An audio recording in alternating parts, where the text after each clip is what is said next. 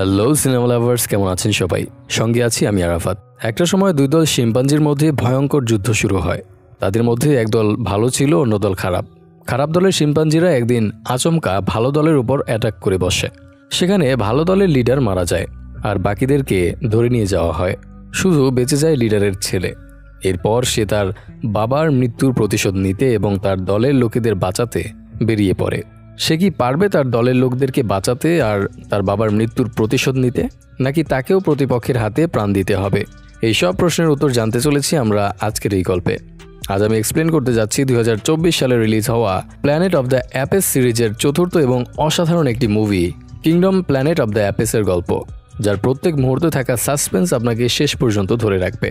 গল্পটা 8-10টা সাধারণ গল্পের মতো নয়, তাই আমি নিশ্চিত হয়ে বলতে পারি গল্পটা আপনাদের কাছে ভালো লাগবে।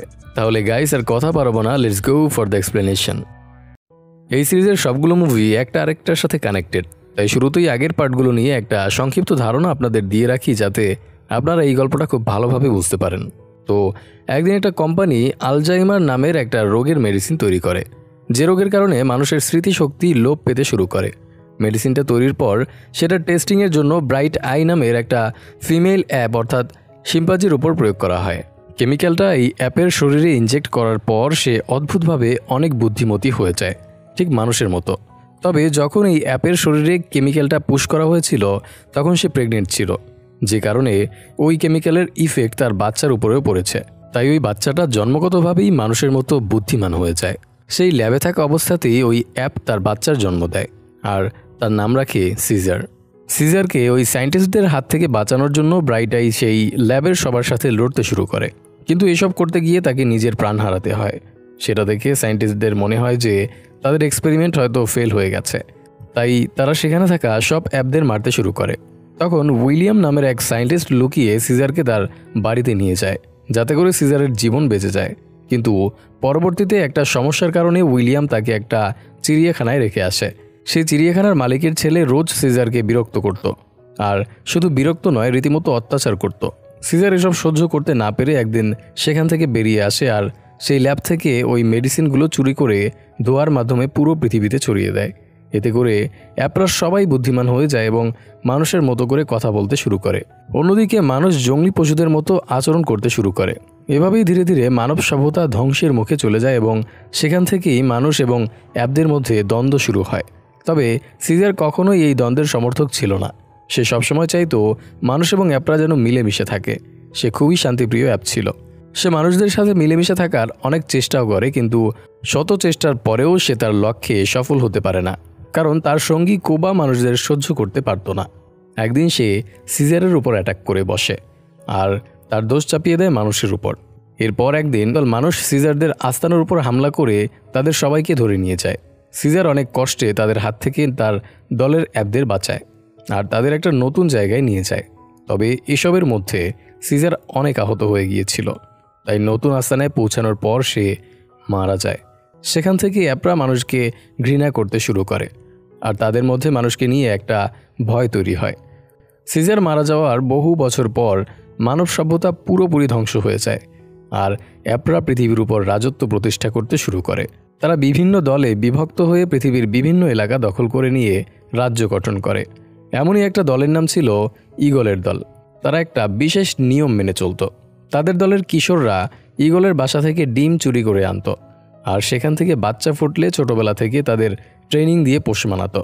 বড় হওয়ার পর ওই ঈগলগুলো তাদের জন্য খাবার জোগাড় সহ অন্যান্য কাজে সাহায্য করত।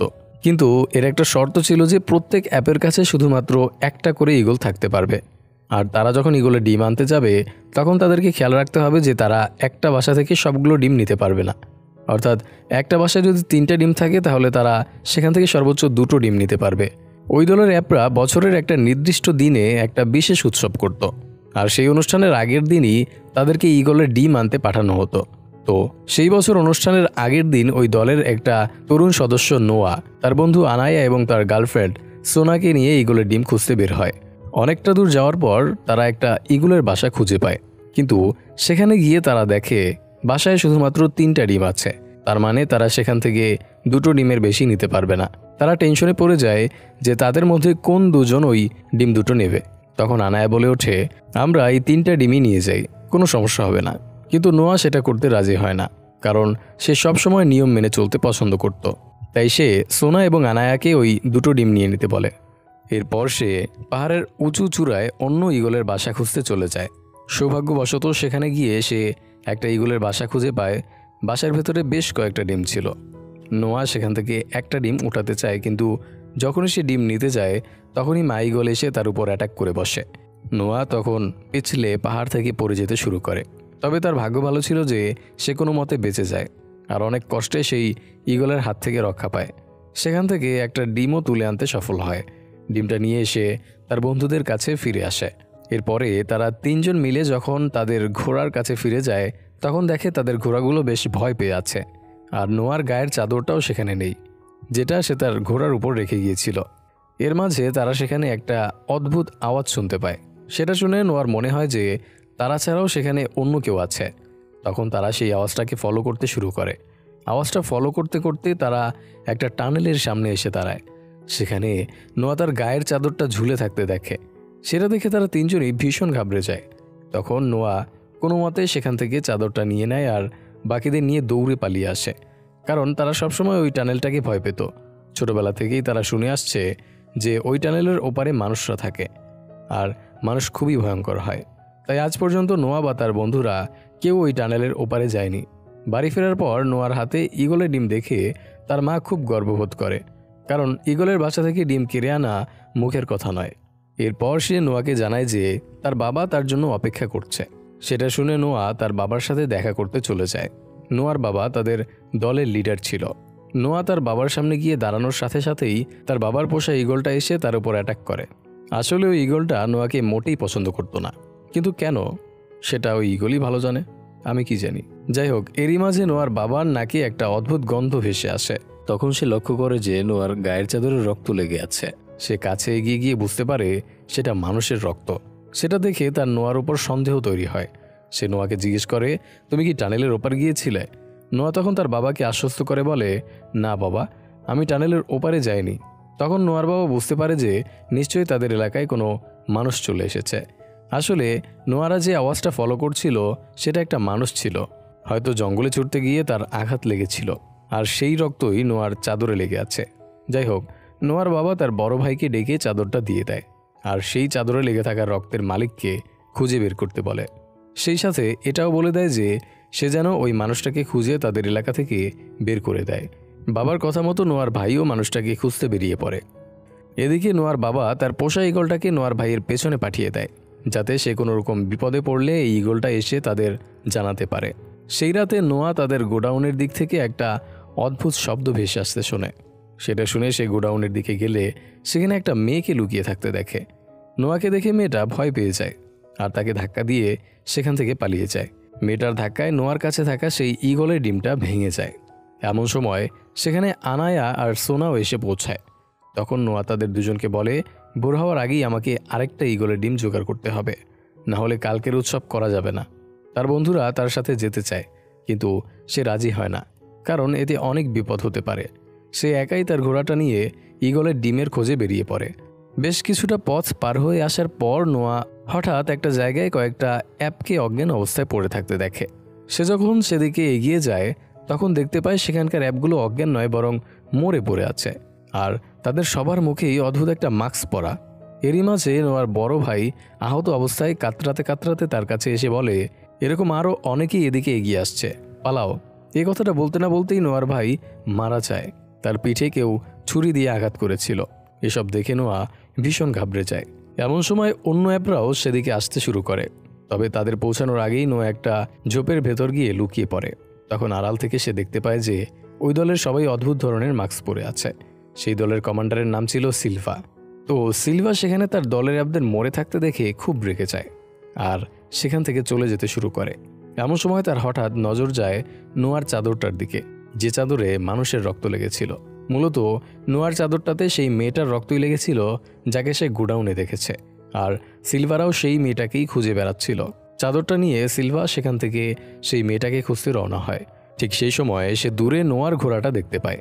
ঘোড়াটা দেখে সে বুঝে যায় যে এটা তার দলের কারো ঘোড়া নয়। তাই সে তার কাছে থাকা একটা স্পেশাল হাতিয়ারের মাধ্যমে নোয়ার ঘোড়াটার গায়ে ইলেকট্রিক শক দেয়। তখন ঘোড়াটা সিলভাদের কথা মতো কাজ করতে শুরু করে। সেই ঘোড়ার মাধ্যমে সিলভা নোয়াদের আস্তানার খোঁজে বেরিয়ে পড়ে। তখন নোয়াও তাদের ফলো করতে শুরু করে। সেখানে পৌঁছে সিলভা নোয়াদের আস্তানায় আগুন লাগিয়ে দেয়। ততক্ষণে নোয়াও সেখানে পৌঁছে যায়। এমন অবস্থা দেখে সে দ্রুত তার বাবাকে বাঁচানোর জন্য আগুন লাগা উঁচু মাচার উপর, কারণ তার বাবা ওই মাচার উপরেই থাকতো, সেখানে গিয়ে নোয়া দেখে তার বাবা ঈগলগুলোকে মুক্ত করার চেষ্টা করছে। তাই নোয়াও তার বাবাকে সাহায্য করতে শুরু করে। তারা দুজন মিলে সবগুলো ঈগলকে বাঁচিয়ে নেয়। এদিকে সিলভা নোয়াকে উপরে উঠতে দেখে ফেলেছিল, তাই সেও উপরে গিয়ে নোয়ার বাবার উপর অ্যাটাক করে। দুর্ভাগ্যবশত নোয়া সিলভার হাত থেকে তার বাবাকে বাঁচাতে পারে না। এরপর সিলভা নোয়ার উপর অ্যাটাক করলে সে ওই মাচা থেকে পড়ে যেতে শুরু করে। তবে তখনই একটা দড়ি খুঁজে পাওয়ায় নোয়া সেটা ধরে ঝুলে থাকে। সেটা দেখে সিলভা তার কাছে থাকা ওই ইলেকট্রিক হাতিয়ারটার মাধ্যমে নোয়াকে ইলেকট্রিক শক দেয়, আর শক দেওয়ার সময় বলে মহান সিজারের নামে। নোয়া তখন সেই উঁচু মাচা থেকে পড়ে অজ্ঞান হয়ে যায়। পরদিন সকালে যখন তার জ্ঞান ফেরে, তখন সে দেখতে পায় তাদের ঘরবাড়ি পুড়ে ছাই হয়ে গেছে। সেখানে সে সিলভার সেই ইলেকট্রিক হাতিয়ারটা খুঁজে পায়। সেটা নষ্ট হয়েছিল বিধায় সিলভা সেটা সেখানেই ফেলে রেখে চলে যায়। তবে সেটা নষ্ট জেনেও নোয়া সেটা নিজের কাছে রেখে দেয়। এরপর কিছুটা দূরে সে তার বাবার পোষা ঈগলটাকে বসে থাকতে দেখে আর তার কাছে এগিয়ে যায়। সেখানে গিয়ে নোয়া দেখে তার বাবার লাশটা সেখানে পড়ে আছে। তবে তার মা অথবা বন্ধুদেরকে সেখানে খুঁজে পায় না। তাদের আস্তানার এবং তার বাবার ওই অবস্থা দেখে নোয়া একদম ভেঙে পড়ে। এরপর সে তার বাবার লাশটাকে দাফন করে আর তার বাবার নামে প্রতিজ্ঞা করে যে সে যেভাবেই হোক তার দলের অ্যাবদের ফিরিয়ে নিয়ে আসবেই। এমন সময় তার বাবার পোষা ঈগলটা উড়ে যায় আর সে ওই ঈগলটাকে ফলো করতে করতে ওই টানেলের ওপারেই যায়। জীবনে এই প্রথমবার সে ওই টানেল পার হয়েছিল। টানেলের ওপারে গিয়ে সে দেখে পুরো এলাকাটা বড় বড় বিল্ডিং দিয়ে ঘেরা। তার মানে সেখানে একটা সময় মানুষেরা বাস করত। কিছু দূর যাওয়ার পর নোয়া তার মায়ের চাদরটা খুঁজে পায়, কিন্তু তার মাকে সেখানে দেখতে পায় না। এমন সময় হঠাৎ ঝড় বৃষ্টি শুরু হয়ে গেলে নোয়া সেখানকার একটা জঙ্গলে রাতটা কাটিয়ে দেওয়ার সিদ্ধান্ত নেয়। তাছাড়া তার কাছে আর কোনো উপায়ও ছিল না। পরদিন সকালে সে তার বাবার পোষা ওই ঈগলটাকে তার হাতের উপর বসানোর জন্য গান গাইতে শুরু করে। আসলে তারা গানের মাধ্যমেই ঈগলদের ট্রেনিং করাতো। এক একটা আলাদা গানকে সিগন্যাল হিসেবে ব্যবহার করত। কিন্তু নোয়ার গান শুনে তার বাবার ঈগলটা তার হাতে না বসে উল্টো তাকে খামচি দিয়ে সেখান থেকে উড়ে যায়। তখন নোয়া আবারও ঈগলটাকে ফলো করতে করতে একটা ঘন জঙ্গলে গিয়ে পৌঁছায়। সেখানে গিয়ে একটা জায়গায় সে অনেক ধোঁয়া দেখতে পায়। নোয়া কৌতূহলবশত সেই ধোঁয়াটার দিকে এগিয়ে যায়। সেখানে যাওয়ার সাথে সাথেই একটা খাদের ভেতরে পড়ে যায় সে। সেই খাদের ভেতর একটা স্মার্ট ওরাং ওটাং থাকতো। সে নোয়ার কাছে সিলভারের স্পেশাল হাতিয়ারটা দেখে তাকে ওই মাস্ক পরা দলের সদস্য মনে করে তার উপর অ্যাটাক করে। তখন নোয়া কোনো মতে নিজেকে বাঁচায়। তারপর ওই ওরাং ওটাংকে সব ঘটনা খুলে বলে। ওরাং ওটাং তখন তাকে বলে, আমার নাম রাকা। ওই মাস্ক পরা অ্যাপগুলো আমাদের দলের সবাইকেও মেরে ফেলেছে। আমি এই জঙ্গলে পালিয়ে এসেছিলাম বলে এখনও বেঁচে আছে। সেখানে রাকার গলায় সেই লকেটটা দেখা যায়, যেটা একসময় সিজার তাকে দিয়েছিল। সে নোয়াকে সঙ্গে নিয়ে গিয়ে একটা পুরনো বই খুলে তাকে দেখায় আর বলে, আমার গলার এই লকেটে যে চিহ্নটা দেখতে পাচ্ছ, এটার একটা বিশেষ অর্থ আছে। এই বইটা পড়তে পারলে সেটা জানা যাবে, কিন্তু দুঃখের বিষয় আমি পড়তে জানি না। নোয়া তার কথা শুনে অবাক হয়ে যায়, কারণ তার দলের কেউ বই পড়তে জানতো না। এরপর রাকা বলে, আমাদের মহান লিডার সিজারের সময়কার অ্যাপরা বই পড়তে জানতো, তাই তারা এই লকেটের রহস্য খুঁজে বের করেছিল। রাকার মুখে সিজারের নাম শুনে নোয়া হতবাক হয়ে যায়। সে রাকাকে বলে, ওই মাস্ক পরা দলের কমান্ডার যখন আমার উপর অ্যাটাক করেছিল তখনও সে সিজারের নাম নিয়েছিল। কে এই সিজার? রাকা বলে, সিজার আমাদের পূর্বপুরুষদের মধ্যে একজন। সে খুব মহান অ্যাপ ছিল। সেই সব অ্যাপদের শিখিয়েছিল যে তারা যদি একসাথে মিলেমিশে থাকে তাহলে যে কোনো যুদ্ধ জয় করতে পারবে। সেই অ্যাপদেরকে বাঁচার নতুন অর্থ শিখিয়েছিল।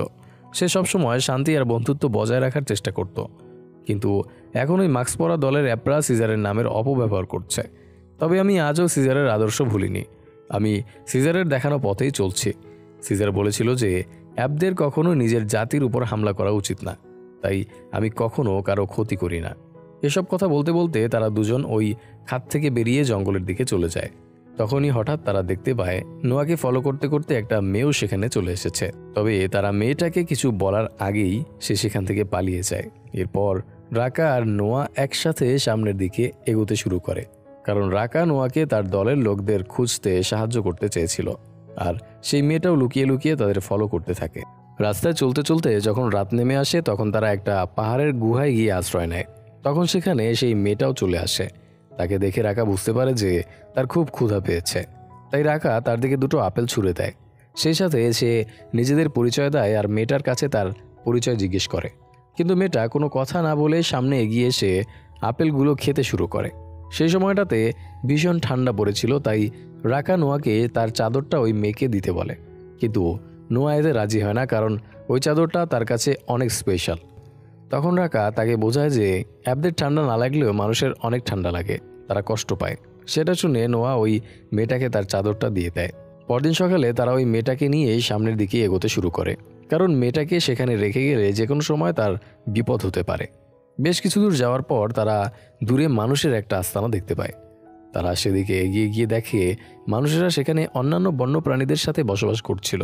ঠিক যেমন প্রাচীনকালে মানুষেরা বন জঙ্গলে বাস করত, তেমনই মানুষের এমন অবস্থা দেখে মেয়েটার চোখে পানি চলে আসে। এরপর নোয়া ওই মেয়েটাকে মানুষের কাছে রেখে আবারও তার দলের সদস্যদের খোঁজে বেরিয়ে পড়ে। রাকাও তখন সেখানে থেকে যায়। তবে নোয়া চলে যাওয়ার আগে রাকা তাকে সিজারের ওই লকেটটা দিয়ে বলে যে এই লকেটটা সামলে রেখো আর সিজারের দেখানো পথে চলার চেষ্টা করো। নোয়া লকেটটা নিয়ে রওনা হয়। এমন সময় সেখানে সিলভার তার দল এসে ওই মানুষগুলোর ওপর অ্যাটাক করে। মানুষগুলো তখন ভয়ে এদিক সেদিক ছোটাছুটি করতে শুরু করে। তাদের সাথে তখন সেই মেয়েটাও পালাতে থাকে, আর এদিকে সেই অ্যাপরা যাকে সামনে পায় তাকেই খুন করতে শুরু করে। ওই মেয়েটা তখন সেখান থেকে পালিয়ে একটা ধান ক্ষেতের ভেতরে লুকিয়ে পড়ে। এই অবস্থা দেখে নোয়া নিজেকে আটকে রাখতে পারে না। সে ওই মেয়েটাকে বাঁচানোর জন্য ফিরে যায়। তাকে দেখে মেয়েটা উঠে দাঁড়িয়ে চিৎকার করে তার নাম ধরে ডাকতে শুরু করে। তবে সেই ডাক নোয়ার পাশাপাশি সিলভার কানেও পৌঁছে যায়। তখন সিলভার আর নোয়া একসাথে মেয়েটাকে ধরার জন্য এগোতে শুরু করে। তবে পার্থক্য হলো একজন মেয়েটাকে মারতে চেয়েছিল আর অন্যজন বাঁচাতে। সৌভাগ্যবশত সিলভা মেয়েটার কোনো ক্ষতি করার আগেই নোয়া তাকে নিয়ে সেখান থেকে পালাতে শুরু করে। এমন সময় সিলভার দলের একটা অ্যাপ এসে নোয়ার উপর অ্যাটাক করে বসে। তখন রাকা এসে তাদেরকে বাঁচিয়ে নেয়। তখন নোয়া রাকাকেও সাথে নিয়ে নেয় আর সেখান থেকে পালিয়ে যায়। সেখান থেকে বেশ কিছুটা দূর এগিয়ে গিয়ে তারা একটা নদীর পাড়ে দাঁড়ায়। সেখানে নোয়া রাকাকে জানায় যে এই মেয়েটা কথা বলতে পারে, কিন্তু রাকা সেটা বিশ্বাস করে না। সেভাবে নোয়া হয়তো মজা করছে। এদিকে নোয়াও নিজের কানকে বিশ্বাস করতে পারছিল না, কারণ সে কখনোই কোনো মানুষকে কথা বলতে শোনেনি। তখন মেয়েটা নোয়াকে উদ্দেশ্য করে বলে, আমার নাম মেয়ে, আমি জানি তোমাদের দলের সদস্যরা কোথায় আছে। মেয়েটাকে কথা বলতে শুনে নোয়ার রাকা এমনভাবে তার দিকে তাকিয়ে থাকে যেন তারা কোনো ভূত দেখেছে, কারণ তখনকার মানুষ কথা বলতে জানতো না। তবে ওই মেয়েটা কোনোভাবে ওই ভাইরাসের প্রভাব থেকে বেঁচে গিয়েছিল দেখে সে কথা বলতে পারত। যাই হোক, সেই রাতটা তারা ওই জঙ্গলেই কাটিয়ে দেয়। তখন রাকা মেয়ের কাছে জানতে চায় যে তার মতো কথা বলতে পারা বুদ্ধিমান মানুষ আর কেউ আছে কিনা। তখন মেয়ে বলে, আমি যে এলাকায় থাকতাম সেখানে সবাই আমার মতোই কথা বলতে পারত, সবাই স্বাভাবিক ছিল, কিন্তু একদিন প্রক্সিমাস আমাদের এলাকায় অ্যাটাক করে বসে আর সেখানে থাকা সবাইকেই মেরে ফেলে। ভাগ্যের জোর আমি বেঁচে গিয়েছিলাম, তাই সেখান থেকে পালিয়ে এসেছি। এসব বলতে বলতে ইমোশনাল হয়ে পড়ে। এখানে হয়তো অনেকের মনেই প্রশ্ন উঠতে পারে যে এই প্রক্সিমাসটা আবার কে। তাই বলে রাখি, প্রক্সিমাস হচ্ছে ওই মাস্ক পরা দলের রাজা, অর্থাৎ সিলভার বস। যাই হোক, এরই মাঝে নোয়া সেই ইলেকট্রিক হাতিয়ারটাও ঠিক করে ফেলে। পরদিন সকালে তারা সবাই মিলে আবারও তাদের গন্তব্যের উদ্দেশ্যে রওনা হয়। চলতে চলতে তারা একটা নদীর সামনে এসে দাঁড়ায়। নদীর ওপারে বাঁশের তৈরি একটা ব্রিজ ছিল। তারা সেই ব্রিজের উপর দিয়ে ধীরে ধীরে নদীটা পার হতে শুরু করে। এমন সময় হঠাৎ সিলভা তার দলকে নিয়ে এসে তাদের উপর অ্যাটাক করে। তখন দুই পক্ষের মধ্যে তুমুল যুদ্ধ শুরু হয়।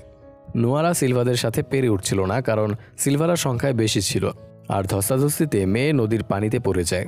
সৌভাগ্যবশত সেখানে একটা জাল বাঁধা ছিল, তাই মেয়ে তখন সেটা ধরে ঝুলতে থাকে। মেয়েকে ওই অবস্থায় দেখে রাকা দ্রুত দৌড়ে তাকে বাঁচাতে যায়, কিন্তু তাকে বাঁচাতে গিয়ে সে নিজেই নদীর স্রোতে আটকা পড়ে যায়। তখন সে ওই জালটা ধরে ঝুলতে থাকে। ওই অবস্থা দেখে নোয়া তাদেরকে বাঁচানোর জন্য এগিয়ে যায়। প্রথমে সে আর রাকা মিলে মেয়েকে পারে ওঠায়। এরপর যখন নোয়া রাকাকে উঠাতে যায় তখন রাকা বলে, একসাথে থাকলেই জিততে পারবে। আসলে রাকা মন থেকে নোয়াকে সাহায্য করতে চেয়েছিল, তাই হয়তো সে এই কথা বলে। এরপর নোয়া তাকে টেনে তুলতেই যাবে, তখনই হঠাৎ সিলভা পেছন থেকে এসে ওই জালের দড়িটা কেটে দেয়, আর রাকা তখন ওই নদীর স্রোতের সাথে ভেসে চলে যায়। সেটা দেখে নোয়া অনেক কষ্ট পায়, কিন্তু তার আর কিছুই করার ছিল না। তখন নোয়াকে একটু দুর্বল হতে দেখে সিলভা তাকে এবং মেয়েকে তাদের একটা আস্তানায় ধরে নিয়ে যায়। সেখানে বিভিন্ন এলাকা থেকে ধরে আনা অ্যাপদেরকে বন্দি করে রাখা হয়েছিল, আর তাদের দিয়ে সেখানে বিভিন্ন রকম কাজ করানো হচ্ছিল। নোয়া এই অ্যাপগুলোকে দেখে বেশ অবাক হয়, কারণ সে এর আগে এত জাতির অ্যাপকে কখনো একসাথে দেখেনি। সেখানে একটা বড় বাংকার ছিল, যেটা পরমাণু হামলার থেকে বাঁচার জন্য বহু বছর আগে তৈরি করা হয়েছিল। সেখানে বন্দি করা একদল অ্যাপদের দিয়ে সেই বাংকারের দরজাটা খোলার জন্য সেটাতে বোম লাগানো হচ্ছিল। এদিকে আরেক দল অ্যাপ সমুদ্রের দিকটাতে বাউন্ডারি বানাচ্ছিল যাতে সমুদ্রের পানি ভেতরে ঢুকতে না পারে। নোয়া অবাক হয়ে সব কিছু দেখতে থাকে। এরই মাঝে হঠাৎ সেখানে সে সোনাকে দেখতে পায়। তাকে দেখে সোনা ভীষণ খুশি হয়, আর কিছুক্ষণ পর তার মাও সেখানে এসে হাজির হয়। নোয়া তখন তার মাকে দেখে ইমোশনাল হয়ে তাকে জড়িয়ে ধরে। এদিকে সিলভা মেয়েকে ধরে নিয়ে গিয়ে একটা পুরনো লাইব্রেরিতে আটকে রাখে। সেখানে মেয়ে তারই মতো কথা বলতে পারা একটা মানুষকে দেখতে পায়, যার নাম ট্রাভেন। সেই মূলত সিলভার ওই ইলেকট্রিক হাতিয়ারটা তৈরি করেছিল, আর তার কাছ থেকেই ওই মাস্ক পরা দলের রাজা প্রক্সিমাস মানুষদের ব্যাপারে জানতে পেরেছিল। সে মানুষের মহত্বের গল্প প্রক্সিমাসকে পড়ে শুনিয়েছিল। মেয়ে এই বিষয়গুলো জানতে পেরে বেশ অবাক হয়। এরই মাঝে প্রক্সিমাস বাইরে বেরিয়ে অ্যাপদের গায়ে দড়ি বেঁধে টেনে দরজাটা খোলার চেষ্টা করে, কিন্তু তাতে কোনো কাজ হয় না। এরপর সে গেটটা খোলার জন্য অ্যাপদের দরজায় লাগানো সেই বারুদগুলো ব্লাস্ট করতে বলে। অ্যাপরা সেটাই করে, কিন্তু তাতেও দরজাটা চুল পরিমাণ সরে না। তারা বিভিন্নভাবে দরজাটা খোলার ট্রাই করতেই থাকে, কিন্তু দরজাটা কোনো মতেই খোলা যায় না। তখন প্রক্সিমাস বিরক্ত হয়ে বলে, ঠিক আছে, কাল আবার চেষ্টা করা যাবে। এটা বলেই সে আবার ভেতরে চলে যায়। ওই ব্লাস্টের শব্দ শুনে মেয়ে ভীষণ ঘাবড়ে যায়। সে ট্রাভেনকে গিয়ে বলে, ওরা যদি দরজাটা ভেঙে ফেলে তাহলে মানুষের তৈরি টেকনোলজি হাতিয়ে নেবে। আমাদের উচিত ওদের বাধা দেওয়া। সেটা শুনে ট্রাভেন মেয়ের ওপর রেগে গিয়ে বলে, পৃথিবী এখন অ্যাপদের হাতে, তারাই পৃথিবীর রাজা। মানুষের কোনো মূল্য নেই, অ্যাপদেরকে কেউ বাধা দিতে পারবে না। তার কথা শুনে মেয়ে হতাশ হয়ে যায়। তাদের কথা থেকে আমরা জানতে পারি যে ওই বাংকারটা কোনো সাধারণ বাংকার নয়। সেখানে মানুষের তৈরি এমন কিছু টেকনোলজি আছে যেটা পেয়ে গেলে প্রক্সিমাসরা সারা পৃথিবীর উপর রাজত্ব করতে পারবে। হয়তো এখন যে মানুষগুলো বেঁচে আছে তাদেরকেও সে মেরে ফেলবে, তবে সেই বাংকারে এমন কোনো টেকনোলজি আছে যেটা আমরা পরে জানতে পারবো। যাই হোক, মেয়ে ট্রাভেনকে এই বিষয়গুলো বোঝানোর চেষ্টা করে, কিন্তু ট্রাভেনের কথায় কোনো পাত্তা না দিয়ে তাকে ফ্রেশ হয়ে রেডি হয়ে নিতে বলে, কারণ তাকে আজ প্রক্সিমাসের সাথে লাঞ্চে যেতে হবে। মেয়ে রেডি হয়ে আসার পর প্রক্সিমাস তাকে এবং নোয়াকে নিয়ে লাঞ্চ করতে বসে। সেখানে নোয়া আনায়াকে দেখতে পায়। আনায়া সবার জন্য খাবার এনে দিচ্ছিল। তো সেখানে প্রক্সিমাস নোয়াদের জানায় যে বিশ্বে বিপ্লব আসতে অনেক বছর লেগে যায়, কিন্তু তারা যদি ওই বাংকারের টেকনোলজিগুলো দখলে নিতে পারে তাহলে প্রক্সিমাস বেঁচে থাকাকালীনই বিপ্লব দেখা যেতে পারে, আর সেটা বিপ্লব হবে অ্যাপদের সাফল্যে। তাই যত দ্রুত সম্ভব তাদেরকে ওই টেকনোলজিগুলো দখলে নিতে হবে। তখন তারাও মানুষের মতো চলাফেরা করতে পারবে, হয়তো তাদের মতো উঠতেও পারবে। প্রক্সিমাস আরও জানায় যে আগের কালের মানুষেরা অনেক বুদ্ধিমান ছিল, এখনকার অ্যাপদের থেকে অনেক বেশি। সেটা শুনে নোয়া খুব অবাক হয়, কারণ সে আগের কালের মানুষের ব্যাপারে কিছুই জানতো না। তার ধারণা মতে অ্যাপরাই বেশি বুদ্ধিমান। এরপর প্রক্সিমাস মেয়েকে উদ্দেশ্য করে বলে, এই ব্যাপারে মেয়ে তো আমার থেকেও ভালো বলতে পারবে, কারণ সে তো এতদিন মানুষদের সাথেই থাকতো। কথা শুনে নোয়ার মন ভেঙে যায়, কারণ সে ছোটবেলা থেকেই জেনে এসেছে যে মানুষেরা খুব খারাপ হয়। তবে মেয়ে একটা মানুষ হওয়া সত্ত্বেও তাকে নোয়া খারাপ ভাবেনি। তার উপর নোয়া বিশ্বাস করেছিল, কারণ সে ভেবেছিল মেয়ে কখনো মানুষদের সাথে থাকেনি, কিন্তু মেয়ে তার কাছ থেকে বিষয়গুলো লুকিয়েছে জেনে নোয়া অনেক কষ্ট পায়। এরপর প্রক্সিমাস মেয়েকে বলে, আমি জানি তুমি ওই বাংকারে ঢোকার ট্রাই করছো, আমি জানি তুমি ওই বাংকারে ঢোকার রাস্তা জানো, বলো আমাকে। তার কথা শুনে মেয়ে একটু ঘাবড়ে যায়। এরপর সে মেয়ের কাছে তার প্ল্যান জানতে চায়, কিন্তু মেয়ে তাকে কিছুই বলতে রাজি হয় না। তখন প্রক্সিমাস নোয়ার কাছে বলে, তুমি অনেক বুদ্ধিমান, না হলে তুমি সিলভার ও ইলেকট্রিক হাতিয়ারটা এত সহজে ঠিক করে ফেলতে পারতে না, তাই তোমাকে আমার প্রয়োজন পড়বে। নোয়া তখন চুপচাপ শুধু তার কথা শুনে যায় আর কোনো উত্তর দেয় না। এরপর প্রক্সিমাস তাকে জিজ্ঞেস করে, তোমাকে কি মেয়ে কোনো বাংকারের কথা বলেছে? নোয়া বলে, না তো, মেয়ে আমাকে কিছুই বলেনি। তখন প্রক্সিমাস বলে, আমরা যে দরজাটা খোলার চেষ্টা করছি সেটা আসলে একটা বাংকারের দরজা। এই বাংকারের ভেতর মানুষ তৈরি অনেক ভালো ভালো টেকনোলজি আছে। ওই টেকনোলজিগুলো পাওয়ার পর অ্যাপদের আর কেউ বাধা দিতে পারবে না।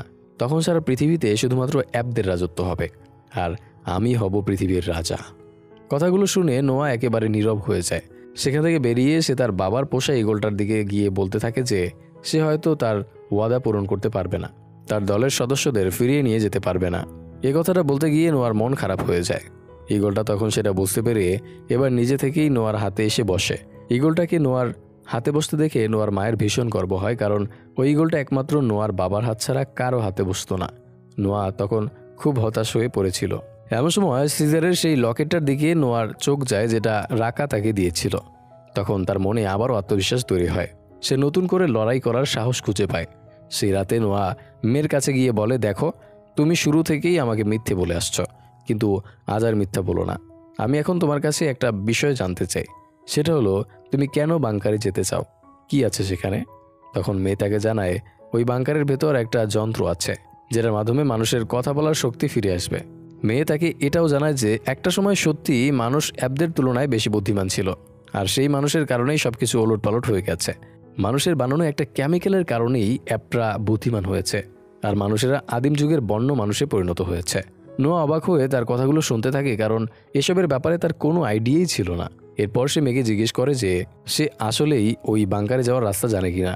তখন মেয়ে স্বীকার করে নেয় যে সে ওই বাংকারে যাওয়ার রাস্তাটা জানে। এরপর সে ওই বাংকারে ঢোকার জন্য নোয়ার কাছে সাহায্য চায়।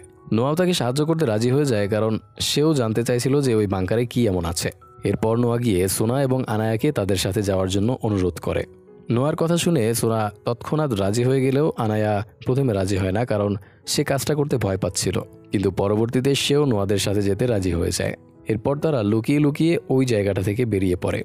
এরপর মেয়ে গিয়ে সেই বেড়ার নিচে বারুদ বসিয়ে দেয়, যে বেড়টা সমুদ্রের পানি আটকানোর জন্য বানানো হয়েছিল। তবে সে এমনটা কেন করে সেটা আমরা পরে জানতে পারবো। এরপর মেয়েরা সেখান থেকে ধীরে ধীরে সামনের দিকে এগোতে থাকে। এমন সময় সেখানে ট্রাভেন চলে আসে। মেয়ে তখন তাকে বোঝানোর চেষ্টা করে যে তাদের জন্য ওই বাংকারে পৌঁছানোটা খুবই জরুরি। যেহেতু ট্রাভেন একজন মানুষ, তাই মেয়ে তাকে তাদের সাহায্য করতে বলে, কিন্তু ট্রাভেন তার কথায় পাত্তা দেয় না। এরপর সে যখন প্রক্সিমাসকে এই বিষয়টা জানানোর জন্য যেতে শুরু করে, তখন মেয়ে পেছন থেকে গিয়ে তার উপর অ্যাটাক করে এবং তাকে গলা টিপে মেরে ফেলে। তারপর নোয়া গিয়ে ট্রাভেনের লাশটা সমুদ্রে ফেলে দেয়। এবার তারা সমুদ্রের মধ্য দিয়ে একটা পাহাড়ের নিচে গিয়ে দাঁড়ায়। সেখান থেকে নোয়া মেয়েকে তার পিঠে উঠিয়ে নিয়ে পাহাড়ে চড়তে শুরু করে, কারণ ওই পাহাড়ের উপরেই সেই বাংকারটা ছিল। অনেক কষ্টের পর তারা বাংকারের চূড়ায় পৌঁছাতে সফল হয়। সেখানে তারা 3টা বড় ফ্যান লাগানো দেখতে পায়। এই ফ্যানগুলো বাংকারে বাতাস ঢোকার জন্য ব্যবহার করা হতো, কিন্তু এত বছরে সেই ফ্যানগুলো ভেঙে চুরমার হয়ে গেছে। নোয়ারাও তখন ওই পথ দিয়ে বাংকারের ভেতরে ঢোকে। ভেতরে ঢুকেই মেয়ে ওই ডিভাইসটা খুঁজতে শুরু করে। অনেক খোঁজাখুঁজির পর সে ডিভাইসটা পেয়েও যায়। তখন আমরা জানতে পারি যে সেটা আসলে পৃথিবীর স্যাটেলাইট সিস্টেমকে অন করার সুইচ ছিল। এরই মাঝে নোয়া সেখানে মানুষের তৈরি একটা বই দেখতে পায়। সেখানে থাকা ছবিগুলো দেখে সে বুঝতে পারে যে আগের কালের মানুষরা অ্যাপদের ওপর অনেক অত্যাচার করত, তাদেরকে খাঁচায় বন্দি করে রাখত। এটা দেখে নোয়ার মেয়ের ওপর সন্দেহ তৈরি হয়, কারণ নোয়া এতদিন জেনে এসেছে অতীতে অ্যাপ এবং মানুষেরা মিলেমিশে থাকত। তবে ধীরে ধীরে তার সব ধারণাই ভুল প্রমাণ হচ্ছে। এরই মাঝে মেয়ে সেখানে গিয়ে ভেতর থেকে বাংকারের দরজাটা খুলে দেয়। তখন প্রক্সিমাস তার দলকে নিয়ে মেয়েদের উপর অ্যাটাক করে। প্রথমেই প্রক্সিমাসের দলের একটা অ্যাপ গিয়ে সোনার গলায় ছুরি ধরে। এরপর প্রক্সিমাস নোয়ার কাছে জানতে চায় যে বাংকারের ভেতরে মেয়ে তাদের জন্য কোনো ফাঁদ পেতে রেখেছে কিনা, কিন্তু নোয়া তার কথার কোনো উত্তর দেয় না। তখন সে সোনাকে মেরে ফেলার অর্ডার দেয়। সেই কথা মতো প্রক্সিমাসের দলের অ্যাপটা যখনই সোনাকে মারতে যায়, ঠিক সেই সময় মেয়ে তাকে গুলি করে মেরে ফেলে। সেই গুলির আওয়াজ শুনে সব অ্যাপরা ভয় পেয়ে যায়। তখন প্রক্সিমাস মেয়েকে জিজ্ঞেস করে, এই জিনিসটা তুমি কোথায় পেয়েছ, এরকম কি আরও আছে? কিন্তু মেয়ে তার কথার কোনো উত্তর দেয় না। আসলে এতক্ষণ ধরে প্রক্সিমাস যে টেকনোলজিটার কথা বলছিল সেটা হচ্ছে বিভিন্ন ধরনের অস্ত্র, যেমন বিভিন্ন ধরনের পিস্তল, রাইফেল, বোম ইত্যাদি, যেগুলো ওই বাংকারের মধ্যে সংরক্ষণ করা ছিল। আর মেয়ে সুযোগ বুঝে সেখান থেকে একটা পিস্তল উঠিয়ে নিয়েছিল। সে খুব ভালোভাবেই জানতো যে ওই হাতিয়ারগুলো প্রক্সিমাসের হাতে পড়লে সেটার পরিণতি কতটা ভয়ঙ্কর হতে পারে। তাই সে দৌড়ে গিয়ে সমুদ্রের পাশের সেই বেড়ায় লাগানো বারুদগুলো জ্বালিয়ে দেয়। তখন বেড়া ভেঙে সেই জায়গাটা গিয়ে গল গল করে সমুদ্রের পানি প্রক্সিমাসের আস্তানায় ঢুকতে শুরু করে। সেটা দেখে নোয়া এবং তার দলের অ্যাপরা দ্রুত বাংকারের ভেতরে ঢুকে পড়ে। এরই মাঝে সিলভা সেখানে গিয়ে নোয়ার সাথে লড়াই করতে শুরু করে। নোয়া যখন তার সঙ্গীদেরকে উপরে উঠে যেতে বলে আর সে নিচ থেকে সিলভার সাথে লড়াই করে যায়, সৌভাগ্যবশত নোয়া কোনো মতে সিলভাকে একটা খাদের ভেতর ফেলে দেয়, যেখান থেকে তার বেরোনোর কোনো উপায় ছিল না। নোয়া তাকে মারার জন্য সেখানেই ফেলে রেখে তার সঙ্গীদের কাছে চলে আসে। তবে এত কিছুর মধ্যে মেয়ের কি হলো সেদিকে কারো খেয়ালই থাকে না। এরপর তাদের নিয়ে নোয়া ওই রাস্তা দিয়েই বাংকার থেকে বেরিয়ে আসে, যেখান থেকে তারা ওই বাংকারে ঢুকেছিল। এমন সময় প্রক্সিমাস এসে নোয়ার উপর অ্যাটাক করে। প্রক্সিমাস অনেক শক্তিশালী হওয়ায় নোয়া তার সাথে পেরে উঠছিল না। একটা পর্যায়ে যখন নোয়া দুর্বল হয়ে পড়ে, তখন প্রক্সিমাস সেখানে থাকা সব অ্যাপদের জোর করতে শুরু করে তাকে রাজা হিসেবে গ্রহণ করার জন্য। অ্যাপরা যদিও এতে রাজি ছিল না, কিন্তু তাদেরকে বাধ্য হয়ে প্রক্সিমাসের কথা মেনে নিতে হয়। সেটা নোয়া মেনে নিতে পারে না। সে তার সবটুকু শক্তি দিয়ে উঠে দাঁড়ায় আর জোরে জোরে তার বাবার পোষা ঈগলটাকে ডাকতে শুরু করে। তখন তার দেখা দেখি বাকিরাও নিজেদের ঈগলগুলোকে ডাকতে শুরু করে। কিছুক্ষণের মধ্যেই সেই ঈগলগুলো এসে একসাথে প্রক্সিমাসের উপর অ্যাটাক করে আর প্রক্সিমাস তখন নিজেকে সামলাতে না পেরে পাহাড়ের চূড়া থেকে পড়ে মারা যায়। এরপর নোয়া তার দলকে নিয়ে তাদের আস্তানায় ফিরে যায় আর সেটাকে আবারও নতুন করে সাজাতে শুরু করে। এরপর একদিন মেয়ে সেখানে নোয়ার সাথে দেখা করতে আসে, তবে সে সাথে করে একটা পিস্তলও নিয়ে এসেছিল যাতে নোয়া তার কথা না মানলে সে নোয়াকে মেরে ফেলতে পারে। সে নোয়ার কাছে গিয়ে বলে, যেভাবেই হোক মানুষদেরকে তাদের কথা বলার শক্তি ফিরিয়ে দিতেই হবে, এটা তাদের অধিকার, এই পৃথিবীর উপর তাদের অধিকার সব থেকে বেশি। তুমি তো আমাকে এই ব্যাপারে সাহায্য করতে চেয়েছিলে, এখন কি হলো, আমাকে সাহায্য করবে না? তখন নোয়া বলে, মানুষকে কথা বলার শক্তি ফিরিয়ে দিতে গিয়ে কি অ্যাপরা কথা বলার শক্তি হারিয়ে ফেলবে? সিজার আর রাকার স্বপ্ন ছিল অ্যাপ এবং মানুষ একসাথে মিলেমিশে থাকবে, কিন্তু সেটা কি মানুষ মেনে নেবে? কখনোই না। তারা সুযোগ পেলে আমাদের উপর অত্যাচার করবে, সেটা আমি ভালো করেই জানি। তার কথাগুলো শুনে মেয়ে ইমোশনাল হয়ে পড়ে, কারণ কোনো না কোনোভাবে নোয়ার বলা কথাগুলো তার কাছে সঠিক বলে মনে হয়। সে জানতো যে মানুষ যখন আবার সভ্য হতে শুরু করবে তখন তারা অ্যাপদের তাদের সমাজে কখনোই মেনে নেবে না। সেই সাথে মেয়ে এটা উপলব্ধি করতে পারে যে মানুষকে তার অধিকারের জন্য নিজেই লড়াই করতে হবে। তাই সে নোয়ার কোনো ক্ষতি না করেই সেখান থেকে চলে যেতে শুরু করে। তখন নোয়া তাকে ডেকে তার হাতে সিজারের সেই লকেটটা দিয়ে বলে, এটা খুবই স্পেশাল, এটাকে যত্ন করে রেখো। মেয়ে সেই লকেটটা নিয়ে সেখান থেকে সোজা চলে যায় স্যাটেলাইট স্টেশনে। সেখানে গিয়ে ওই সুইচটা অপারেটরকে দিয়ে দেয়। অপারেটর তখন সেই সুইচের মাধ্যমে স্যাটেলাইট অন করে এবং পুরো পৃথিবীতে সিগন্যাল পাঠিয়ে দেয়। তখন পৃথিবীর বিভিন্ন জায়গায় ছড়িয়ে ছিটিয়ে থাকা সুস্থ মানুষেরা জানতে পারে যে তাদের মতো আরও অনেকেই পৃথিবীতে এখনও সার্ভাইভ করছে। তাই তারা একজোট হয়ে নিজেদের অধিকার প্রতিষ্ঠার জন্য লড়াই করার সিদ্ধান্ত নেয়। আর এখানেই গল্পটা শেষ হয়ে যায়। আজকের গল্পটা নিয়ে কি বলা উচিত সেটা আমি বুঝতে পারছি না। শুধু একটা কথাই বলতে পারি, গল্পটা আমার কাছে অসাধারণ লেগেছে। অন্য সব গল্প থেকে এটা সত্যি একদম আলাদা ছিল। আই হোপ আপনারাও আমার সাথে সহমত পোষণ করবেন। আশা করি খুব দ্রুতই আমরা প্ল্যানেট অফ দ্য অ্যাপস সিরিজের নতুন কোনো মুভি পেয়ে যাব। আপনারা সাপোর্ট করলে সেটা রিলিজের পরেও তার গল্প নিয়ে আপনাদের সামনে হাজির হব। গাইস, এতক্ষণ আমি আরাফাত ছিলাম আপনাদের সাথে। আজকের গল্পটা আপনাদের কেমন লেগেছে সেটা অবশ্যই আমাদের কমেন্ট করে জানাবেন। আর এমন সব সুন্দর সুন্দর মুভির এক্সপ্লেনেশন দেখার জন্য আমাদের চ্যানেল এইচবি মুভি এক্সপ্লেনের সাথেই থাকুন। আজকের মতো এখানেই বিদায় নিচ্ছি। দেখা হচ্ছে পরবর্তী ভিডিওতে। সে পর্যন্ত আল্লাহ হাফেজ।